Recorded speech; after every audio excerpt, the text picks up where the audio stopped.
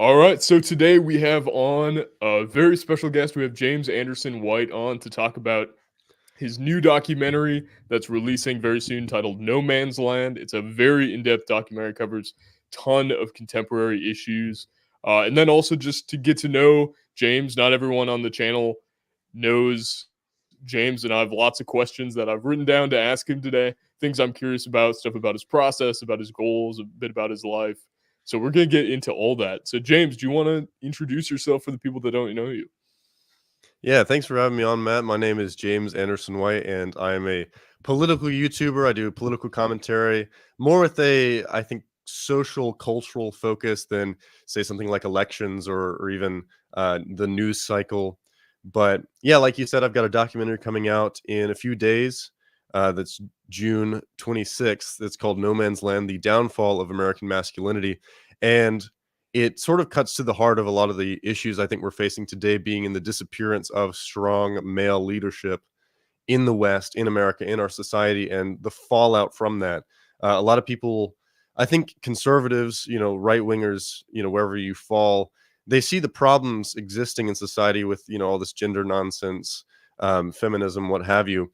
And they address in a very surface level manner. But my goal in that documentary and in talking about these things is to sort of get at the root cause and sort of understand how we can reclaim maybe a more ancient and more time tested understanding of these issues. That's awesome. I want to read a quote from the documentary. So this is from like pretty far into the documentary, but it's James says, quote, "Everything you loved in Boyhood, the qualities that you saw in soldiers, in knights, in pirates, and space rangers, were all far more worth aspiring to than what the modern world, even the modern church, gives you the option for."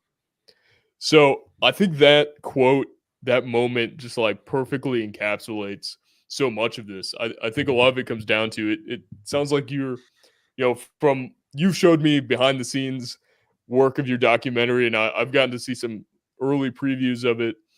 But so much of it really seems to hit on there being this primal, intuitive understanding of how we should act as men, and that is something that has been suppressed or shunned since very early age. I mean, hmm to talk through a little bit of your own experience growing up, how your experience was with maybe you're a boy and you have boyish interests, and we're always kind of looking to these ideals, but then something kind of goes wrong along the way with how we're taught. Yeah, for sure. I think I touched on this a little bit in the documentary, but there was definitely more that I wanted to say. So this is actually a really good question. But yeah, like you said, what I want to communicate through this and communicate to young men is that, like, you have permission to be a man. Like, you don't have to wait for society to approve this, because part of the reason that we face these problems that we have today in the disappearance of men is because everything is oriented around this idea that masculinity is toxic, and that we need men to be more agreeable, more like women, really, when it gets down to it. So encouraging men to simply be men and all that that entails, and a proper understanding of that, because we do have these natural desires, these natural impulses. And I'm a Christian. I believe that God made male and female. He made them in His image, and then men particularly have um, sort of uh, the way in which we emulate God is in things like leadership and things like um, taking charge. And those impulses, that nature is good. Now, that is not without the caveat that I do believe in sin. I believe we have a fallen nature, and those can go wrong. That's why we see so many terrible things in the world, is because of sin. But the sin of man that I think men are most uh, geared towards is apathy. To actually sit back and say, like, I'm not going to stand up, I'm not going to take my place as a leader, I'm just going to let these things happen. And the point made in the documentary is that everything around us, the apparatus in which we live, is basically banking on you and your ineffectiveness in as a leader. So it's geared towards that, because men, are rather than women, are going to be the ones that are going to ask the tough questions, who are going to push the envelope, who are going to stand up for what is right. And that's not to say that women are incapable of doing that, but their role is more so raising up the next generation, making sure that the home is a stronghold for the family, for the next generation of young men and women. But I've definitely had experiences like that. I think I mentioned in the documentary that I went to a public elementary school. Thankfully, I went to a private middle high school, but in elementary school, I get the public school treatment, and the public school system is harshly geared towards young girls, and basically does not make much of a place for young boys to be boys. And I remember, like, in free time and activities, the girls would sit near the teachers and they would color, and they would get along very, very nicely. And the boys were, we were just being boys. We were rambunctious. We'd build like rifles out of Lego Duplo blocks. But that was seen as like too violent, too rambunctious. And honestly, like, our behavior was very harmless. So I'm not Yeah. advocating for like just being total troublemakers. But any semblance of like competition or fighting was just too much for them to handle. It's not that it was wrong, it was that they could not control it. And so I get in the documentary to this distinction of maternalistic and paternalistic authority, the authority of a mother-like figure and the authority of a father-like figure, and how a mother-like figure is more geared towards like young children, like babies. Babies, you have to hold their hand through everything. You have to prevent them from hurting themselves. You can't really explain to like a baby or a toddler, like, don't put your hand on the hot stove. You just make sure that they don't do it. You prevent them. Or don't go down the stairs. You just put a gate so that they don't trip and fall. Whereas like a father is geared, I think, more towards like older children, and where he can say like, this is why we don't do this, and it's more of like expectation based rather than prevention. And both of those things are good and vital and necessary, but they have to be in their correct place. And I think our society has sort of disregarded the masculine expectation based authority, where you say, this is how we do things. If you don't do them, you'll be punished in a very real and tangible way. And whereas the maternalistic authority is more just prohibition based, and we sort of just geared everything towards that. Like, if you can't control it, then it's bad. And so I think the way that the public school system approaches young boys is, if they can't be controlled, they just need to be culled. They need to be given ADHD meds so that they sit in their chair for 8 hours and don't bounce off the walls. I remember when I was also in public school, my mom was like really upset with the teachers because their punishment for misbehavior was to take away recess. And for young kids, but especially young boys, like, that's the worst thing that you could do if they're being rambunctious in the class, to take away that outlet to go run around and play. Was just like the exact opposite of what they needed. So I experienced that a lot in the public school. Thankfully, I went to an all boys private middle school and high school, so the environment was like radically different, because everything was a competition. Everything was, I mean, it was all in good nature. There was certainly like a brotherhood to that. But seeing the difference, not only between public and private, but also just between co-ed education that I had in elementary school and college versus the all boys education, that really was just astounding, the difference in that. But yeah, I think the education system really embodies a lot of the stuff that I was getting at, and I've experienced that in my life. I mean, even like, I remember even preschool. I went to the preschool that was owned run by the church that I went to, and my friends and I were running around. I distinctly remember, we were all into Buzz Lightyear when we were young, and so we were like shooting laser beams at each other.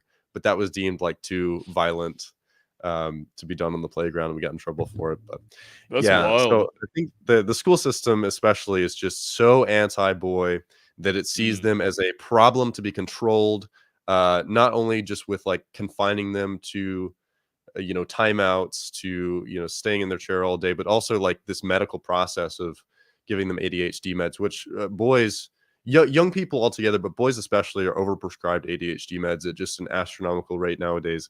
And these are brain altering amphetamines. Like, if our solution to boys simply being boys is to medically cull them and alter their brain chemistry for the rest of their life, we have a serious, and I would argue a very insidious problem with how we approach masculinity. Yeah. Yeah, I mean, that's crazy because I remember having similar experiences in elementary of, if we built something out of the toys that looked too much like a gun, or if we were running around and doing Mhm. really any amount of roughhousing, there was like zero tolerance. They were like, "You're out of here. We're gonna lock you up, throw you Yeah. to the principal's dungeon," just for like the most health. Like, and I think that's the thing. It's like these are actually healthy. These are virtuous Mhm. expressions of male instinct. But I Yeah. think you also have the good point too, coming from the Christian perspective. It's like not everything that is an instinct is always expressed properly just through what is most natural to us because, Right. St. Paul talks about the desires of the flesh, and the flesh is something that it's not something to be shunned. Like, it's not this Gnostic thing where the Mhm. body is evil and the material world is evil, and there are things as Christians, we see the craftsmanship and the beauty and the handiwork that God has created in the body, in the world around us, in nature, Mhm.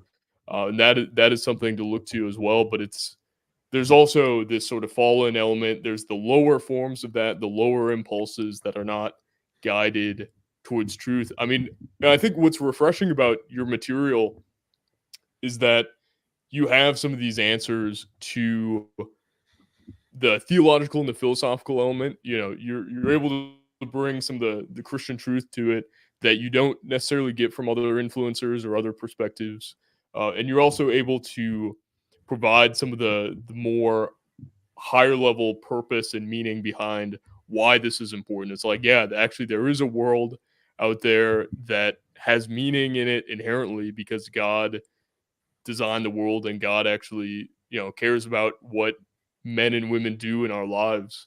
Um, do you want to talk at all about your experience with the faith growing up? And as you've gotten older, have you found that there were maybe, because I think one thing I found is there were ideas about Christianity that I had, images in my head of it as being something that was more, a bit more frail or a bit more toothless than what maybe a healthier, more assertive version of Christianity should be. What's been your experience with that? Yeah, I think that's a very common experience, and I think that turns a lot of people off from Christianity. Especially you see the rise of this like red pill manosphere solution, and even guys like Andrew Tate converting to Islam because really because they don't understand Christianity. But I grew up in the church. I grew up in a Presbyterian church, and then when I was in like later middle school, high school, family started going to non-denominational churches, which the one I was going to was still very patriarchal as far as like the male leadership, very biblical, or at least biblically focused. I would say like their theology in retrospect was maybe not super on point in that regard, but like solid. But then when I went to college, I was going to similar types of churches, the non-denominational, very low church fashion, and I just found them to be repeatedly very unserious, and I never went to any with like female leadership, because I always knew that was like totally unbiblical. But even still, there was a lack of like really strong male leadership. And as I describe in the documentary, and I kind of parrot, I include a clip that Matt Walsh from the Daily Wire says that a lot of churches, even if they don't have women in ordained, like they still run things behind the scenes. They still sort of get their way. And seeing, I think, the unseriousness of that was not like the final reason for my decision, but it was the impetus for a move towards more traditional Christianity, towards the way that I was brought up, and even more traditional. Because I'm joining the Anglican Church as of now, and I don't talk about that a lot publicly because I hate when people convert to a different denomination, like that's their whole personality. I try to be like I try to acknowledge how little I really understand about these things, uh, but yeah, seeing like a more traditional approach to Christianity and understanding just the lineage that we have with the church fathers, with the theologians throughout church history, and their perspectives on these things, really, I think, gave me the boldness to talk about the things in the way that I do, because Christianity. I think the way that it's sold, the way that it's most often presented to people is this like post-war, very hippie, like, just love everyone equally sort of thing. And love, of course, is very integral to Christianity, because, we understand God's love for us and sending his son to die on the cross for our sins. And then we are expected to extend that love to others. Uh, but love obviously has to be properly understood in that it's willing the good of another. And to will someone's good is not to be permissive to whatever they say that they want, which is what most people understand love to be. So I think the strength of men, especially in that fatherly kind of role, is to acknowledge when people want things that aren't good for them. I think the church does a really good job of that, and then that's what we as Christians ought to do, is acknowledge when the world says, I want this, I want that. It's like, actually the flesh is a thing to be denied. The old man is something that passes away, and we're created a new creation in Christ. So that aspect of loving others, I think, gives us a lot more insight in how to deal with these issues, rather than just say, oh, if I have to love everyone, that means I have to like get everyone to, I have to compromise on what I believe just so that they think that I'm nice or something. I have another video. It's a little older at this point, but it's basically talking about how niceness is not a virtue. Like, just agreeableness is, and really, when you think about it, it's actually quite selfish. If everything you do is so that other people perceive you as nice, then really all you're concerned about is yourself. You're only concerned about how you're perceived by other people. And the reason why a lot of these problems proliferate is because men, they just want to be nice guys. They don't want to rock the boat. And I think a lot of churches, I kind of trace the lineage of this in the documentary, how the church has been infiltrated by feminism. Feminism was in the church before it was in, the rest of society. That was kind of the gateway, unfortunately. But it's led to very passive men who don't want to rock the boat. And everywhere in society, include the church very much included, appeals to female sensibilities, which are more inclined to niceness, agreeableness, support, toleration. And that's really good for a mother, to inspire a child to be who that child, God has made that child to be. But when you extort that, when you take that out of that context of motherhood, and you have another man who says, well, I want to be a woman. A woman is much more inclined to say like, oh, that's so great, let me help you, put on your makeup and your dress. Whereas a man is more inclined to be like, that's weird and gross. However, even if that instinct is intact, most men will say, that's weird and gross, I'm just not going to say about it because I'm not going to say anything about it because I don't want to be perceived as a bigot. Yeah. That's maybe tangential to your question, but I think very central to the Christian worldview is that the universe is ruled by God the Father. God is masculine. He's not male in the sense that we have like a biological sex, but he is masculine, and that's undoubtable. And that fatherly role is emulated by men on earth in imitation of God, specifically Christ, in the way that he laid his life down for the church. The church being the bride of Christ and the mother of us all. So you have this masculine feminine dynamic inherent in that, and we are to emulate that as followers of Christ. Men emulating his leadership, his sacrifice, the duty and responsibility. Women emulating the church and being the supporter, the leader, the helper. So it's very, I think, intrinsically patriarchal, but there's no semblance of niceness, of being flack. Like, it's, look at John the Baptist, for example. He would go, I think actually today it may be the feast of the nativity of John the Baptist, or maybe that was yesterday, but he is known for like rebuking sin. He went to Herod, who took his brother's wife, and said that this is blatantly wrong, and he got imprisoned and beheaded for it. So there's a long tradition, and you see this through the church, the history of the church as well, of men taking a very hard stand against vice, against sin, Christ does this as well. All throughout the Old and New Testament, you see examples of this, but there's no semblance in Christianity that we just sort of lay over and are weak. People confuse meekness with weakness. Meekness is not weakness. It's strength in reserve, but it preassumes that there's strength in the first place.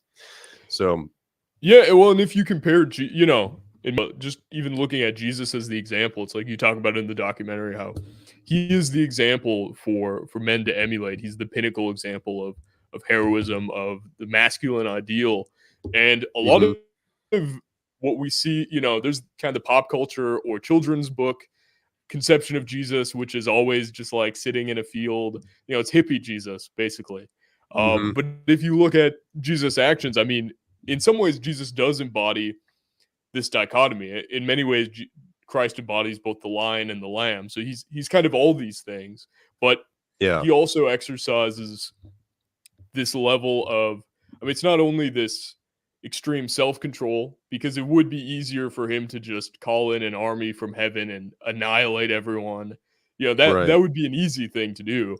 But also, he is, if you compare how aggressive he is at calling out evil in the world, at taking, going into the temple, for instance, and driving out the money changers and like just yeah. attacking them basically and flipping over tables. Can you imagine any Christian church pastor or leader today doing anything remotely on that level of assertiveness as something that Christ did? I mean, it's hard to even imagine. They would probably be horrified by it. And this is so unchristian. How could you possibly behave like this? How could you be going out and not be winning people over through being nice and kind and inoffensive? I think that's something that's fun to see. Is it just that we have a twisted hippie version of Christianity? I mean, is that our problem? And why has the church become so opposed to the conception of authority and power? Like, it seems like the church is just totally frigid about the idea of exercising authority and power in a responsible way. It's like, no, power Mhm. is evil. We can't touch that. Like, what went Yeah, wrong I there? mean that's such a multifaceted question, but a great question. I mean, there's a lot to that as far as our legislation in America, at the very least, separation of church and state, which, like, properly understood, is a good thing. It's not a separation of uh, values and state, but having making sure the state doesn't meddle in the church, not vice versa. Um, but then also, I think our society, like you said, is very opposed to that. They would see this as very unchristian. I think a lot of that has to do with our understanding of things. I mean, simply, like, you can someone reading scripture nowadays would interpret it very differently than someone would even 200 years ago. I think we fail to acknowledge often how differently the average person thinks about everything in the modern, postmodern context. And I think that's why it's so important to be anchored in church history, is because not only can it's very good. I think all Christians should be well acquainted with the scriptures. Um, I can't remember who exactly said it, but there's a quote that says, like, the knowledge of the scriptures is the knowledge of Christ. And that's really good, but you also sort of need the guide rails to say, like, how are these things interpreted throughout history? And when you see a consensus forming from even the time of the apostles who walked with Christ all the way up until now, you get a pretty good idea of, like, how these things are supposed to be interpreted.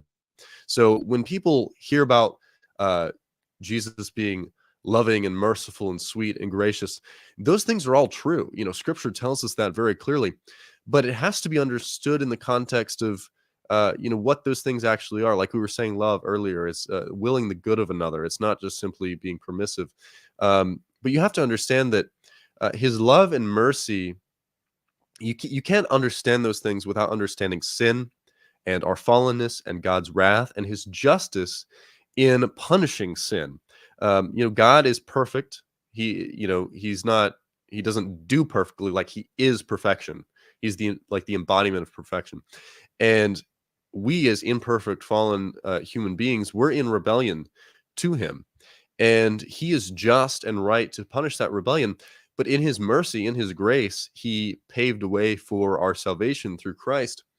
Um, but you have to understand that, like, Christ, he has every right to be wrathful, to be punishing, and yet his love and mercy and grace and sweetness, that's understood in the fact that he doesn't, bring down the hammer on us, so long as we repent and believe in him and be baptized, um, and live a life after him.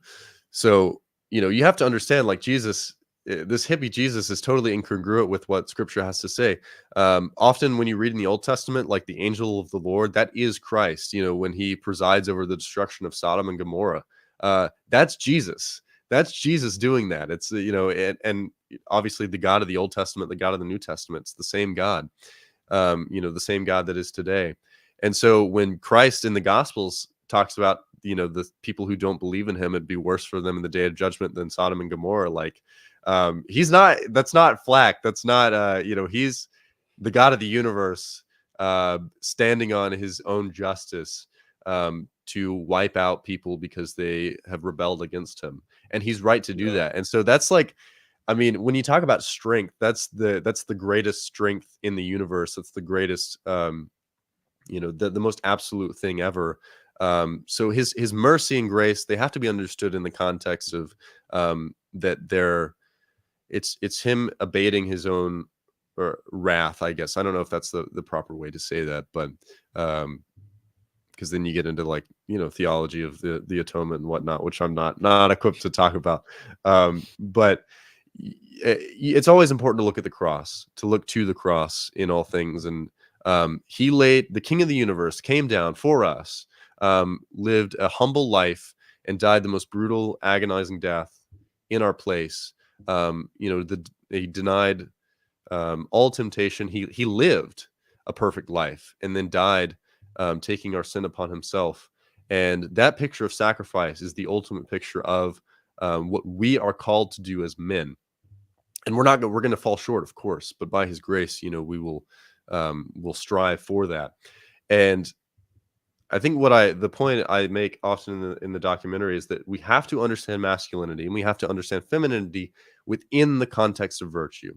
It can't just be aesthetics or, how much money you make or, how many women you get with. Like, all of that is meaningless when it comes to comparing masculinity to the virtue of emulating Christ, and then women emulating Christ in a different fashion. The way that manifests is different, but ultimately it is the imitation of Christ as well, of course. So you're saying if I get a trad influencer account up to like 2 million followers, that doesn't count as like a salvation or victory or saving the West or something?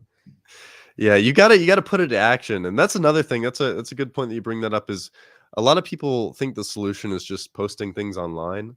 That can be a great start, but you really got to put your actions, your words to action. And that's one thing I really want to encourage the people who watch my videos, is that one of the greatest things you can do is just be involved in your church, have a family, have kids, like make more Christians, like literally make more Christians, and raise them up to be proper men, to be proper women.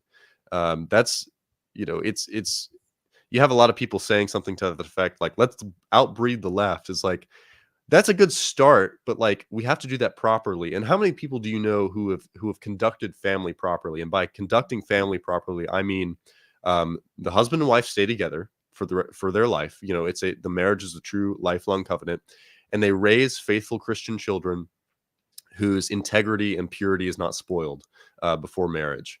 Like, how many people can you say have actually done that successfully? It's very, very few. Yeah. And that's just a very basic standard for the Christian household. And so we need to have the vigilance to understand that the world is after us. The world does not want that to happen. Everything is engineered for you as a man to be disabled from doing your duty, to get a divorce, for there to be sexual temptations, whether that's pornography or prostitution, or for your wife to be tempted to go, be sexually liberated, to be strong, independent woman. So the marriage is under attack. it's being undefined by things like homosexuality, uh, emulating this cruel, abusive picture of this facade of the family, and then everything's after your kids. The again, the LGBT stuff, that's all targeted towards children as young as they can get them. They can't reproduce, so they recruit. You have to be vigilant against that. You have to be vigilant against the school systems that are going to teach your kids to hate you.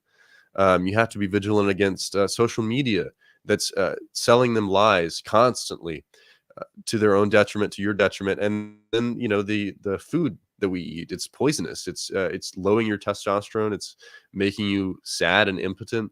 And the way that it affects children is often just as bad. So we have to be vigilant against the world and the way at which it wants to sabotage the Christian family. And I think men really need to be equipped against that, to realize that, like, this is a big deal. This is a fight that we're in. We are at war. We have to acknowledge that we're not in peacetime. It's we have to be extremely vigilant that we do family, and we do family well, to the glory of God, to the honor of our fathers, to the continuation of our our lineage. And posting online, like I said, it may be a good start, but get involved in your church. Find a godly woman and lead her in marriage and family, and raise up children in the fear and admonition of the Lord. And then we might start to see things improve. But until then, we have to put our money where our mouth is. Yeah, that's huge. And I think, you've demonstrated that, you're out there adventuring and physique posting and embodying the virtues that you talk about. And I think Mhm. that's huge, because you're able to provide that example. And you are kind of part of this new generation, this new wave of Christian men who's growing up and realizing, hey, man, there's some stuff that we weren't taught. Some stuff that we got was good, and I'm glad. I'm glad I grew up around Christians and in a Christian background. Mhm. So at least I had a lot of that foundation. But there certainly were things that I think we're realizing, we're like, wow, we really missed out on, or we were really missing some of the core ingredients of what it is to be a Christian man and to be leaders in the world, Mhm. as God has set us aside to do. And stepping into that role, that's part of what you're doing. And I think there's kind of this new movement. What was it that inspired you to start your online presence, to start your YouTube account, some of your other profiles on Twitter, TikTok? What brought you into that space? What have you learned along the way? Yeah, that's a great question. I don't know if I've ever given the official Jaws origin story before. But like I said, I went to a private Christian all boys school, and I liked a lot of things about it. Like, again, having all boys education was excellent, but I was frustrated in seeing how they were sort of drifting away from their Christian heritage. They didn't require being a Christian in the hiring process. So a lot of the upper school faculty and academia were just these liberals who were actually very hostile to Christian ideas. And there were a lot of my peers and the families involved in the school were good Christians, but um, I was just witnessing the strong Christian leadership deteriorate, and that culminated in when I was in um, 11th grade. I was a junior, and I didn't really expect. I didn't think of myself as a speaker, really, or um, anything like that. I mean, I'm actually quite introverted, believe it or not. But in chapel, we would have chapel, and students were allowed to give speeches, but they weren't sermons. They were TED Talks. But there was a student a year ahead of me who came out of the closet in the chapel. Said that he was gay. All boys school, just absolutely atrocious. He was told not to, but he did it, and he was lauded for it, and he wasn't punished for it. And I just remember He sitting wasn't there. doing that as like a, this is he was doing that like as a promotional thing, right? Not as a, like, what was the Yeah, yeah, context? it was I'm gay, and uh we need to update our view of scripture and ethics and stuff with the times. Um and yeah, I just remember sitting there, like, as everyone was clapping, I was thinking, like, yeah, maybe I Wow. do have something to say. I do have something to say. So the next year I signed up to give a senior talk, and I talked about it's actually I kind of adapted it. My second video on my channel is basically the talk that I gave. But I talked about how scripture doesn't change actually. God doesn't change. And we have a duty um to that, to stand on that. And also, like, if we don't, we're just blind. We're just going through life blind, and we're going to make a lot of mistakes if we're not guided by something transcendent. So my youth pastor at the time was there for that chapel talk, and he invited me to give it again for the youth and to adapt it into more like a sermon sort of format, which is not something they typically did, but they were gracious enough to invite me to do that. So I sort of got a knack for like I actually like speaking in front of people. I like telling people about the good news and encouraging people to stand for what's right. So in college, I started making videos after I think my first year or so, and sort of wanted to fill a niche. There are a lot of conservatives who are Christian, but I saw myself more as a Christian who understands conservative politics and who can speak to that sort of niche. But yeah, my politics are very simple. I believe that we ought to strive to ensure the progeneration and prosperity of American Christian families. And I think if the right can't unify around that, then you're not on our team. And that's what I advocate for. That's what I talk about. And again, we have to be vigilant against the ways in which the world is sabotaging the American Christian family, whether it's through immigration, whether it's through, like I said, the environmental factors like social media, like food, everything that's trying to subvert marriage and purity and things like that, and be involved in the church, like the attacks on the church that we're experiencing as well. So yeah, my heart and my desire is to encourage everyone, but especially young men, to be the men that they want to see this country made up of. And that started, I was thankful to be raised in a Christian home. I had a dad who was very active in encouraging spiritual pursuits, and then seeing, I guess, the results of that in the world, in my school, in seeing the lack of strong Christian leadership. It made me angry. I wouldn't say like what I do is not based in resentment. I think uh, I'm not doomer. I'm not doomer. I'm not black pill. Like I have a pretty hopeful outlook on things, but it made me angry. And I think young men are angry. I think they need to channel that anger into something productive instead of just like blackpilling online, like we were saying. You can't just sit around and post, but like you have to use that. You have to let that righteous anger, let that transform you. Let God transform you into an agent for good, an agent for righting the ship. So we should tap into that.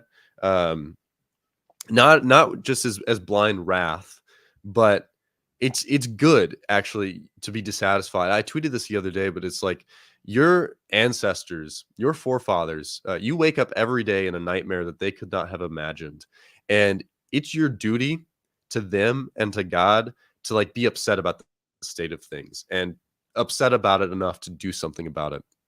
So I guess that's my charge. That's sort of where I'm coming from is, you know, I love everyone and I want the best for everyone. But the world, Satan, the prince of the power of the air, for wanting people to be enslaved by sin and by lies. And so that's what I stand on is the truth, because as scripture says, the truth will set you free. And people need some freedom right about now. Hmm. Yeah. No, amen. That's totally true. Do you want to tell people how long did it take to make No Man's Land? It's clear you put like a ton of effort into the editing, into the time, to the script, the recording. Yeah, so like as a whole, I've been working on this since probably like March of 2023. I decided to release it in parts, so I've been putting them out on YouTube, and then the final cut is a compilation, but I've updated and re-edited the 4 parts, and then I bookended it with an intro and conclusion. So Um, it is some of the same content, but you'll find a lot of new stuff if you've already seen those. But yeah, I've been working on that for a little over a year now, really start to finish. That's been interrupted by, like graduating college and moving back home and holidays and whatnot.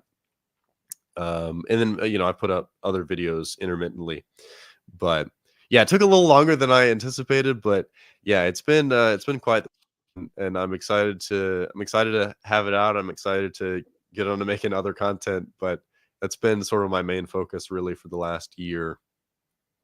Yeah. What do you see as being the future or potential, like what would be your goal for like an ideal future for you as, someone who's putting out content online? Are you wanting to do that, make this kind of your main full-time thing?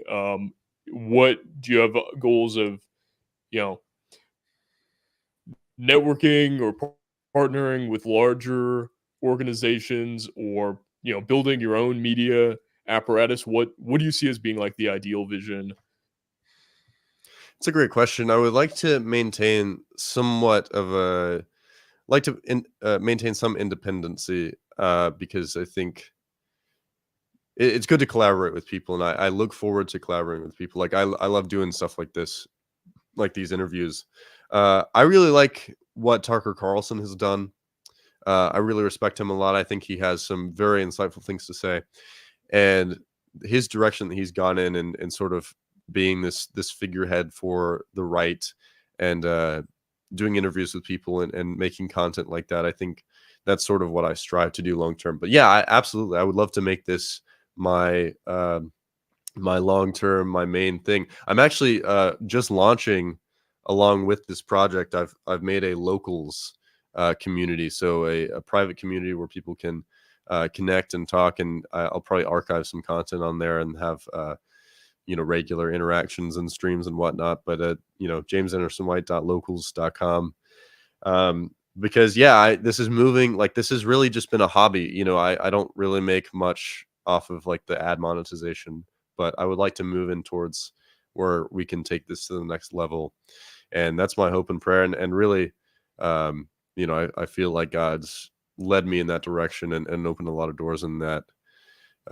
So very excited about the future of the James Anderson White channel. But yeah, I mean, like I'd love to collaborate, love to go on, podcasts, interviews, whatnot. But um, still like to maintain like my channel, my brand as independent, Yeah. because the reality is that some of these things are very controversial even among conservatives. And I don't believe in this sort of burning all of the ground mentality where we just say whatever we want, and don't care about like optics, and I think it's important to work together. But like I said, I think we have to unite around championing the American Christian family. And if you don't align with that, like that's the main friend enemy distinction for me, is like if you're not for that, it doesn't matter how conservative you say you are. That's the main thing. That's what's really under attack. That's what matters in the long run, is like whether or not we as a people will survive. So yeah, I hope to keep What doing do you this see as for a long time. Yeah, that's fantastic. What do you see as being like? Paint me a picture of a young guy who grows up in James Anderson White's, ideal version of American Christian life. What does that look like? What's his path? Do you mean like what would I tell a young man to do now, or like what's the I ideal would say, version of like, America? what's kind of the ideal version? Like, instead of going to school and being told, no, you can't roughhouse and you can't have recess today because you have too much energy. Like, how would you train that kid in the future? I think as far as education, like starting with just sex segregating, like having boys and girls receive different education. Obviously, there should be time for like commingling, because that's important to develop those social skills. But men and women are different, and that's a point that I really want to make in this documentary, and that's a good thing. Like we should champion the fact that men and women are different. God designed us differently, and to conflate the two is to destroy the two. Because loving something is knowing knowing it as it truly is. And so when we want to love men and women, we have to acknowledge those differences. And so I think that starts with education, like how we actually raise and treat boys and girls should be different. There should be different standards for either. So men should be in a male only environment that is catered to their male sensibilities. Women likewise should be in a mostly female environment, all female environment, depends on, the teachers and whatnot, but that caters to those sensibilities, and they should be raised with the goal of being good Christian fathers and mothers. We don't train children to be fathers and mothers anymore. We don't equip boys to be providers, to be protectors. We don't equip women to be homemakers, and that's not a foreign thing whatsoever in this country. Like even my when my parents were growing up, my mom had like home economics classes where they would learn to sew and clean and whatnot. Bringing back that sort of ideal and being a homemaker, like it's really an incredible thing. It's awful how nice that for women. Being able to provide for your family in that sort of way is just, it's so incredible, and totally devalued. But that should be the goal. Like women now are just, they go through school and college basically to be like less like to be subpar men, to go like pursue a career, climb the corporate Be ladder, like corporate slaves, basically. yeah, to serve a boss man who sees you as a number, like on a chart, and not a husband who loves you dearly. And reorienting like the long-term goals of, being a father, being a mother, being a provider, being a homemaker, starting that through education, I think is very important. And then just also like church involvement, the church more as an institution and not just this sort of like amorphous thing, like having the church involved in education, involved in the government. Not to say that there should be necessarily like direct connected power, because I think, like, again, some degree of separation of church and state is important to preserve the Yeah. church. But have Christian men and women, particularly Christian men, lead in those areas, I think is really. Yeah. And I've seen, I see it all around me, kind of, there are consequences when men don't take leadership and aren't, taking these stances and aren't guiding it. I see, for example, how many women who are going into their 30s and up in the church that I see like every week, and they've never really had men in their lives who've had serious conversations with them about, their fertility windows, about building families and what's required for that, and being intentional about it. I'm not saying every single man and woman is called to that, but by and large, there is this kind of lack of intentionality. And St. Paul's very clear that if you're not serving, if you're not forming a family, then your purpose should be to serve the church and make that your full commitment. And what we get a lot of now is just, we're not really getting either or. It's people who are just kind of going aimlessly through their 20s and 30s and later without a clear plan or clear goal. And then later they end up often regretting not having made those decisions. It looks like we have lost James Anderson White's signal, starting to cut out a bit and get spotty there. So I'll probably just Can wrap you it up can you hear me? if we're not. I can hear you. All right. Okay, yeah, Yeah. having Do you have any closing thoughts? again technical difficulties, but yeah, give me 1 sec. Let me see if I can get my camera back online. Hey, no problem. Well, But that was a good talk to. point. If you want to keep, Yeah, it was yeah. a good just point that, you were making. If you want to stay on that point, but I totally agree that, like, yes, not every single person is called to a physical family. But I think one of the points I make in the documentary is, like, you can still have a spiritual family through the church. If you're going to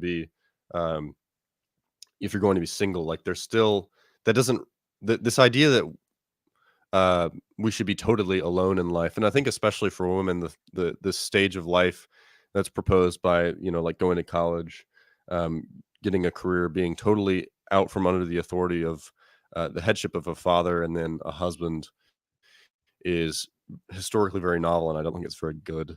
But you can continue to speak on that point. But I'm gonna Yeah. try and Well, fix I my just camera want real to. quick. Yeah, no, I just want to say, I mean, I think having guys like James out there, it it really just raises the courage of everyone else around us, because we can see examples of other guys who are out there who are courageously sticking with the gospel, who are courageously sticking with Christianity as it's always been understood, and aren't kowtowing and cutting off all the sharp edges and trying to make a safe Plato version of Christianity. And I think the other point too, coming back to men and women, is I've heard, I had a conversation where I was listening to a pastor and he was talking about saying how he was saying, like, he was trying to understand, he was trying to wrestle through some controversy with the transgender issue, and what he was saying is, another Christian leader had been telling him, well, at the end of the day, everyone needs to be discipled, whether you're a man or a woman. But I realized later, I'm like, that doesn't really work, because you cannot be discipled as just a blank slate human. There's no default human that we are discipled as. There are men and there are women, there are different nations, and discipleship for a man, to be a Christian and be a man, looks very different than to be a Christian woman. Like, these are not interchangeable. It's not like you just give uh, a checklist to each and it looks the same. It's like it's different teaching and different roles for each. And I think that even ties into, it's a different process when we're called to go forth and disciple the nations. It's like that kind of looks differently from nation to nation. You get different cultural expressions, different temperaments and aesthetic expressions within that. So you look at, say, the Eastern Church, or you look at the Ethiopian Church, or you look at the Anglican Church, and you see these kind of different flavors to it as well, because people are discipled in different ways. Do you want to talk at all to that sort of distinction of men and women and discipleship?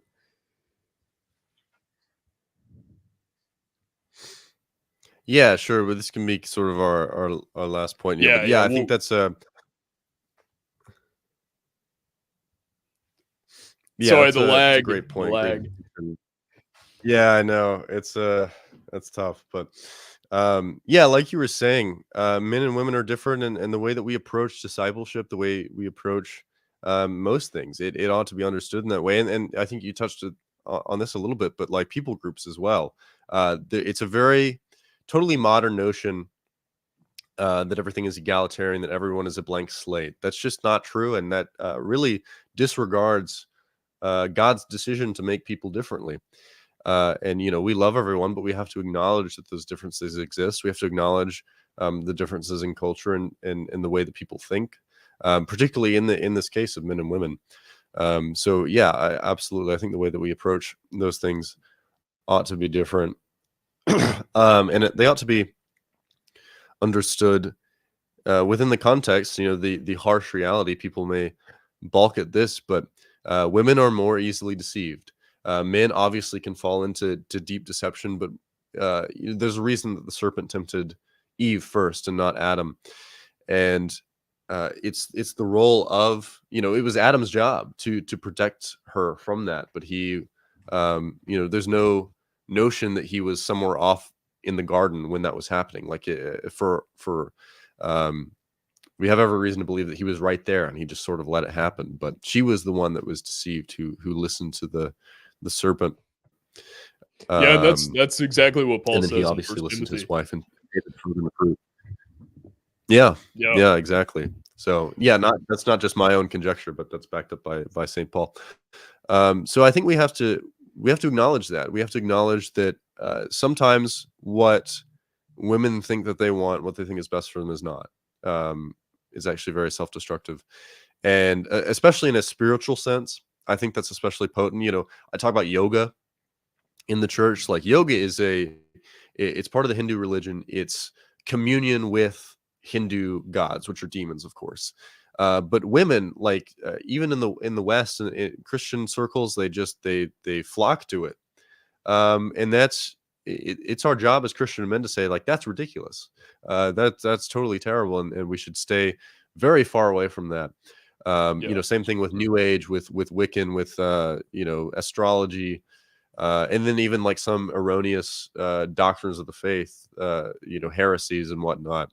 Um, Again, men still susceptible, but women, I think, more potently susceptible. Um, and we need that sort of leadership to say, like, we probably know a little bit more of what's best. Just, I think we're a little more perceptive because we're made to be those protectors. We're made to see the threats a little more. And you talked about like the transgender stuff, and I think a big problem with the church in approaching like the LGBT issues is they don't acknowledge that these people, they're victims for sure. They're victims of very deep deception. They deserve our sympathy, but at the same time, they are a threat, and they are their entire ideology, that the justification for their vices enables them to undermine and harm, not only mentally, psychologically, sexually, but like physically harm people who stand in their way. And we see that with the transgender shootings that have just that are increasingly happening nowadays. We see that with the rate at which um, gay men go after young children in the public school, in academia and things like that. These people are threats, and even if it's not, even if they deserve sympathy for the deception that they're under, like, we still have to acknowledge, like, these are enemies at the gate. These are not, um, there's still ways in which we can minister to them, of course, but um, we have to understand, we have to have that enemy, friend enemy, that threat detection. There's something that C.S. Lewis wrote in his essay, "We Don't Have a Right to Happiness," where he's talking to a woman about the right to happiness, and he was explaining how, like, most people, when they express that, especially women, are just talking about sexual happiness, like they ought to have a right to do whatever they want sexually. And he was saying that, like, when he was younger, he was naive enough to take people at their word when they were talking about those things. And Mm. I think that's really poignant, is that we can be really naive to take people at their word. When a man says, "I want to be a woman," we say, "Oh gosh, maybe he's messed up in the head, but like, he really wants to be a woman." But when you actually understand the issue, and I go into this in the documentary, is like, men who say that, it's not really that they feel like they're born in the wrong body, or they're just, they have these issues. It's that they're addicted to a type of porn, which has convinced them to it reframe their erotic desire to take their desire for a woman and implement it on themselves. And so it's like a sexual fetish. And for women, it's a little bit different. They sort of have this, like, social media induced paranoia about being a woman, so they want to escape womanhood. But even still, like, we very often take the false premises of these people for granted, and that allows them to basically keep doing what they're doing, because we have no counter to that. When we take those things for granted, we are playing on their field. So it is our job to be perceptive enough to actually dig a little deeper and bring them onto our turf, and understand these things a little bit deeper than just the prima facie like premises that we're given. So it's very important not to take these things at face value, to acknowledge that most people don't know what's good for them. And again, love, to truly love your neighbor, is to will what's best for them, and especially nowadays, to acknowledge that most people don't know what that is. Um, and yeah, like I said, don't take what they say for granted. And then there was one other point.